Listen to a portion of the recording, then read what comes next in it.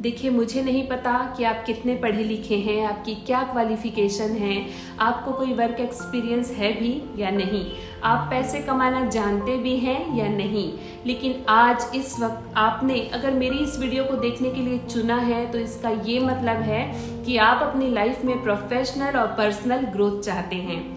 देखिए, कुएं का मेढक तो हर कोई बना रह सकता है, लेकिन अपनी सेल्फ स्टीम को जिंदा रखने के लिए, अपने कॉन्फिडेंस को बढ़ाने के लिए जो व्यक्ति प्रयास करना चाहता है तो उसके लिए उसे काफ़ी गट्स और करेज की ज़रूरत होती है।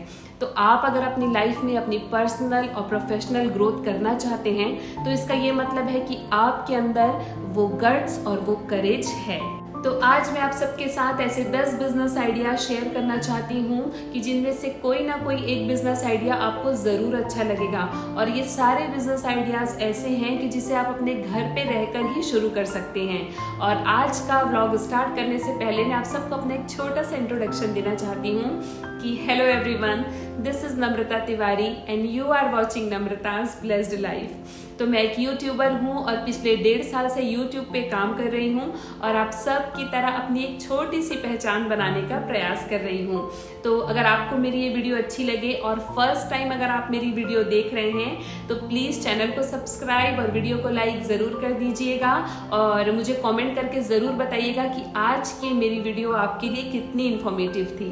तो चलिए आज का ये व्लॉग स्टार्ट करते हैं। किसी भी बिजनेस को शुरू करने से पहले कुछ ऐसी गलतियां होती हैं जो हम सब ज़रूर करते हैं, कुछ ऐसे ख्याल होते हैं जो हम सबको ज़रूर आते हैं और जो हमें आगे अपना काम शुरू करने से रोकते हैं। तो सबसे पहले उन 4 चीज़ों के बारे में चर्चा करना बहुत ज़रूरी है, क्योंकि अगर हम इन चीज़ों पर चर्चा नहीं करेंगे तो हो सकता है कि बहुत अच्छे अच्छे आइडियाज़ होने के बाद भी हम उस पर काम ना कर पाएँ। तो सबसे पहले मैं आपको ऐसी 4 गलतियों के बारे में बताती हूँ कि जो हम सब करते हैं लेकिन हमको बिल्कुल भी नहीं करनी चाहिए। सबसे पहली ऐसी गलती जो किसी भी काम को शुरू करने से हमें रोकती है वो ये है कि सबसे पहले हम ये सोचते हैं कि लोग क्या कहेंगे। तो सबसे पहले आपको अपने दिमाग से ये ख्याल बिल्कुल निकाल देना है कि लोग क्या कहेंगे। देखिए, लोग तो तब भी कहते हैं जब आप कुछ नहीं कर रहे होते हैं, तो फिर किसी काम को करने से पहले क्यों सोचना है कि लोग क्या कहेंगे। देखिए, कोई भी काम छोटा या बड़ा नहीं होता है और आपसे ज़्यादा बेहतर ये कोई नहीं जानता है कि आपके लिए क्या सही है और क्या गलत है। तो इसलिए प्लीज़ लोगों की परवाह करना बिल्कुल बंद कर दीजिए, और आप अपना कोई भी काम जो आप शुरू करने वाले हैं उससे पहले ये सब सोचना बिल्कुल बंद कर दीजिए, क्योंकि इन सारी सोच के कारण आप वो सारी चीज़ें नहीं सोच पाते जो आपके काम को आगे बढ़ाने में मदद करेंगी। तो इस तरीके की चीज़ों को छोड़ दीजिए। वो कहते हैं ना कि ये सबसे बड़ा रोग है कि क्या कहेंगे लोग। तो हमें किसी ऐसे रोग का शिकार नहीं बनना है और अपने सपने को पूरा करने के लिए अपनी लड़ाई आपको खुद लड़नी है, और इस तरीके की फिजूल की चीज़ों के बारे में आपको बिल्कुल भी नहीं सोचना है। और दूसरी जो सबसे बड़ी गलती है जो नॉर्मली हम अपना कोई भी काम शुरू करने से पहले करते हैं वो ये है कि हम सेल्फ एनालिसिस नहीं करते हैं। ये नहीं जानने की कोशिश करते हैं कि हमारा पर्सनल इंटरेस्ट एरिया आखिर कौन सा है, और जो हमारे आसपास लोग काम कर रहे होते हैं हम बिल्कुल उनकी कॉपी करना शुरू कर देते हैं, वही काम करना शुरू कर देते हैं जो दूसरे लोग कर रहे होते हैं। लेकिन सबसे पहले आपका ये जानना ज़रूरी है कि आपका पर्सनल इंटरेस्ट एरिया आखिर क्या है। तो जब आप अपनी पसंद का काम कर रहे हैं, जिस काम में आपको खुशी मिलेगी वो काम आप करेंगे तो उस काम को आप अपना 100% दे पाएंगे। लेकिन अगर आप बिना आत्ममंथन किए किसी काम को शुरू कर देंगे दूसरों की देखा देखी, तो आप उस काम में अपना कभी 100% एफर्ट नहीं दे पाएंगे। तो सबसे पहले क्या ज़रूरी है? आत्ममंथन करना। और तीसरी जो चीज़ है वो है इनिशियल इन्वेस्टमेंट।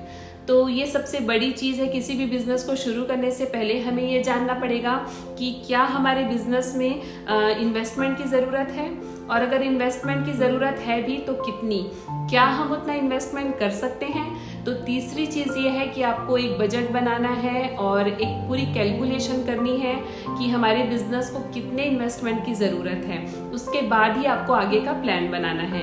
तो तीसरी जो सबसे महत्वपूर्ण चीज़ है वो है इनिशियल इन्वेस्टमेंट। और चौथी जो सबसे ज़्यादा ज़रूरी चीज़ है वो है स्किल डेवलपमेंट। कई बार ऐसा होता है कि लोग हार्ड वर्किंग होते हैं, कुछ काम करना भी चाहते हैं, उनके पास इन्वेस्टमेंट के लिए पैसे भी होते हैं, लेकिन उन्हें ये समझ में नहीं आ रहा होता है कि उन्हें कौन सा काम करना चाहिए। तो इसके लिए आपको एकांत में बैठ के अपने दिमाग में जोर डालना है और ये जानने की कोशिश करनी है कि ऐसे कौन से काम हैं जिनमें आपको खुशी मिलती है। जैसे कि अगर आप योगा में आपका इंटरेस्ट है तो उसके लिए आपको कोर्स करना होगा और पहले खुद अच्छी तरीके से आपको योगा सीखना है, उसके बाद आपको सर्टिफिकेट मिलेगा और फिर उसके बाद आप दूसरों को भी योगा सिखा के अच्छी खासी अर्निंग कर सकते हैं। लेकिन इसके लिए आपको क्या करना है, स्किल डेवलप करना है। तो चौथी जो सबसे ज़रूरी चीज़ है वो है स्किल डेवलपमेंट। अब जल्दी से मैं आप सबके साथ अपने 10 बिजनेस आइडियाज शेयर करूंगी, जिसमें सबसे पहला है हेल्दी स्नैक्स एंड स्वीट्स का बिजनेस। तो आजकल के माहौल में क्या होता है कि लोग बाहर खाना खाने जाते हैं, अनहेल्दी खाना खा लेते हैं, लेकिन अंदर से उन्हें ये गिल्ट होता है कि आज हमने काफ़ी अनहेल्दी खाना खा लिया, जैसे कि ज़्यादा ऑयली खाना खा लिया, तो अंदर से इस चीज़ का गिल्ट होता है। तो आजकल के ज़माने में ये बिज़नेस काफ़ी ज़्यादा क्रेज़ में है कि जिसमें हम हेल्दी फूड जो है वो बना के लोगों को प्रोवाइड कर सकते हैं, जैसे कि वेजिटेबल सैंडविच या फिर स्प्राउट, और इस तरीके से काफ़ी सारी चीज़ें, जैसे कम तेल में बना हुआ घर का खाना और शुगर फ्री मिठाइयाँ। तो इस तरीके की सारी चीज़ों को आप अपने मेन्यू में रख लीजिए और साथ ही साथ उसका प्राइस भी उसमें मेंशन कर दीजिए और इसे अपने सारे व्हाट्सएप ग्रुप में या फिर अपने सारे सोशल मीडिया साइट्स पे और एक पॉम्पलेट छपवा के आप उसे भी बांट सकते हैं और लोगों को ये बता सकते हैं कि देखिए मैं ऐसे हेल्दी फूड प्रोवाइड करती हूँ, आप मुझसे हेल्दी खाना ले सकते हैं और इसके ज़रिए आप काफ़ी अच्छी अर्निंग कर सकते हैं। और दूसरे नंबर पे है ऑनलाइन फूड डिलीवरी बिजनेस। ये बिज़नेस भी आजकल काफ़ी ज़्यादा चल रहा है। इसमें आपको करना क्या होता है कि आपको स्विगी या फिर जोमेटो के साथ टाई अप करना होता है और अपना एक छोटा सा मेन्यू बनाना होता है, अपने किचन का एक नाम रखना होता है। तो जैसे कि आपने मेन्यू में रख लिया है चाउमीन, मंचूरियन या इस तरीके की कोई भी चीज़, बहुत सारे इसमें मेन्यू में आप चीज़ें रख सकते हैं। तो आपने स्विगी और जोमेटो के साथ टाई अप करना है, अपना एक मेन्यू तैयार करना है, किचन का नाम रख लेना है और स्विगी और जोमेटो के द्वारा आपको ऑर्डर मिलेगा और उसमें 15 या 20 मिनट का टाइम आपको दिया जाएगा कि आपको इतने टाइम में खाना तैयार करके रखना है। फिर आप 15 से 20 मिनट के अंदर खाना तैयार रखेंगे और स्विगी और जोमेटो से ही लोग आएंगे और खाना आपके घर से वो खुद लेके जाएंगे और इसमें भी आप काफ़ी अच्छी अर्निंग कर सकती हैं। अपने बिल्कुल घर पे बैठ के आप ये काम कर सकते हैं। और तीसरा जो बिजनेस है वो है मेहंदी आर्ट का बिजनेस। ये बिजनेस सीजनल होता है, लेकिन इसके द्वारा भी आप काफ़ी अच्छी अर्निंग कर सकते हैं। इसमें आप लोगों को मेहंदी लगाने की क्लासेस भी दे सकते हैं और साथ ही साथ आप मेहंदी लगाने की सर्विस भी दे सकते हैं। ये बिजनेस भी काफ़ी क्रेज में होता है और इसके द्वारा भी आप काफ़ी अच्छी अर्निंग कर सकते हैं। और चौथा है टीचिंग का बिजनेस। टीचिंग का बिजनेस काफ़ी कॉमन है, लेकिन इसके ज़रिए भी आप काफ़ी अच्छी अर्निंग कर सकते हैं। तो इसके लिए ना सिर्फ आप ट्यूशन पढ़ा सकते हैं, बल्कि आप किसी ऑनलाइन प्लेटफॉर्म से जुड़ जाइए, जैसे कि बायजूस, वेदांता या फिर क्यू मैथ। तो इनके पास एक काफ़ी बड़ा स्टूडेंट बेस होता है। आपको स्टूडेंट बेस ढूंढने की ज़रूरत नहीं है, बनाना नहीं पड़ेगा। इनके पास खुद का काफ़ी बड़ा स्टूडेंट बेस होता है और ये स्किल टीचर्स को ढूंढ रहे होते हैं। तो अगर आपकी किसी सब्जेक्ट में बहुत अच्छी पकड़ है तो आप किसी ऑनलाइन प्लेटफॉर्म से जुड़कर भी काफ़ी अच्छी अर्निंग कर सकते हैं टीचिंग के फील्ड में भी। और पांचवा जो बिजनेस है वो मेरा खुद का फेवरेट बिजनेस है, क्योंकि मैं खुद एक यूट्यूबर हूँ। तो पांचवा जो बिजनेस है वो है यूट्यूब का बिजनेस। आजकल यूट्यूब का बिजनेस काफ़ी ज़्यादा ट्रेंड में है और यूट्यूब के ज़रिए तो आपकी अच्छी खासी अर्निंग होगी ही, साथ ही साथ यूट्यूब में अगर आपको सक्सेस मिलती है तो फिर आपको ब्रांड प्रमोशन का काम मिलेगा, तो उसके ज़रिए भी आपको काफ़ी अच्छी अर्निंग होगी। तो यूट्यूब एक ऐसा प्लेटफॉर्म है कि जिसमें आने के बाद काफ़ी सारे प्लेटफॉर्म के रास्ते अर्निंग के आपके लिए खुल जाते हैं। तो इसके लिए आपको क्या करना होगा कि सबसे पहले अपना एक चैनल बनाना होगा और अपना एक कंटेंट डिसाइड करना होगा कि आप किस तरीके की वीडियोस बनाना चाहते हैं, जैसे कि मोटिवेशनल वीडियोस बनाना चाहते हैं या फिर अपना कोई नॉलेज शेयर करना चाहते हैं, कोई टेक चैनल बनाना चाहते हैं इस तरीके से कोई कैटेगरी डिसाइड करने के बाद आप उस तरीके की वीडियोस बना के यूट्यूब में डालिए। अगर लोगों को आपका काम पसंद आएगा तो आप यूट्यूब के जरिए बहुत अच्छी अर्निंग कर सकते हैं। और इस प्लेटफॉर्म की जो सबसे बड़ी खासियत है, जो मुझे बहुत पसंद है, कि इससे आपको एक पहचान मिलती है और एक प्रसिद्धि भी मिलती है। तो अगर आप यूट्यूब में काम करना चाहते हैं तो इसके लिए भी आप जरूर ट्राई कर सकते हैं। और छठवां है soaps and candle making business. तो मेरी एक फ्रेंड ये बिजनेस कर रही है and she is making profit too. तो इस बिजनेस में भी आप काफ़ी अच्छी अर्निंग कर सकते हैं। इसके लिए ऑनलाइन कोर्सेज अवेलेबल हैं जिसमें आपको ये सिखाया जाएगा कि आप किस तरीके से सोप्स और कैंडल मेकिंग कर सकते हैं, और आपको प्रोडक्ट की नॉलेज होनी चाहिए। और उसके बाद आप अपने घर से ही ये बिजनेस शुरू कर सकते हैं और आप काफ़ी अच्छी अर्निंग इसके द्वारा भी कर सकते हैं। और सातवां है बेबी सिटिंग का बिजनेस। ये बिजनेस भी आजकल काफ़ी ज़्यादा प्रॉफिटेबल है, लेकिन इसके लिए आपको थोड़ी सी इन्वेस्टमेंट करनी होगी। जैसे कि आपको रूम सेटअप करना होगा, एक रिस्पॉन्सिबल स्टाफ रखना होगा, और आपको अपने काम की अच्छी खासी पब्लिसिटी करनी होगी।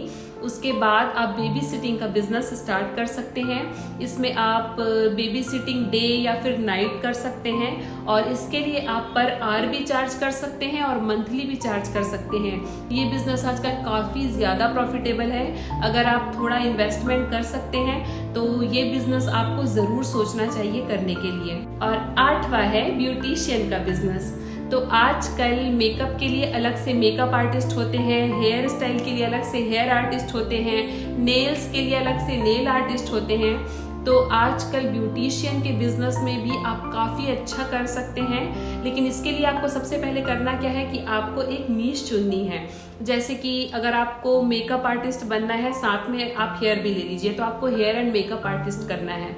तो आप ये कोर्स कर लीजिए, फिर आप अपनी सारी सोशल मीडिया साइट्स पे अपने काम का डेमो दीजिए और आप अपने काम की अच्छी खासी पब्लिसिटी कीजिए। इसके ज़रिए आपको काम मिलेंगे और ब्यूटिशियन के बिजनेस में भी आप काफ़ी अच्छी अर्निंग कर सकते हैं।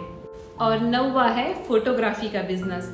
तो आपके पास अगर अच्छा कैमरा है और अगर आपको अच्छी अच्छी फ़ोटोज़ क्लिक करने का शौक़ है, जैसे कि बर्ड्स की फ़ोटोज़ या फिर प्लांट्स की फ़ोटोज़, आप अच्छी अच्छी फ़ोटोज़ क्लिक कीजिए। और शटरस्टॉक नामक एक वेबसाइट है, तो इस वेबसाइट पे आप अपनी फ़ोटोज़ अपलोड कर सकते हैं। उसमें आपको अपनी फ़ोटोज़ की काफ़ी अच्छी वैल्यू मिलेगी, और साथ ही साथ अपनी फ़ोटोज़ आप उसमें सेल भी कर सकते हैं। तो अगर आपको फ़ोटोग्राफी का शौक़ है तो उसके ज़रिए भी आप काफ़ी अच्छा अर्न कर सकते हैं।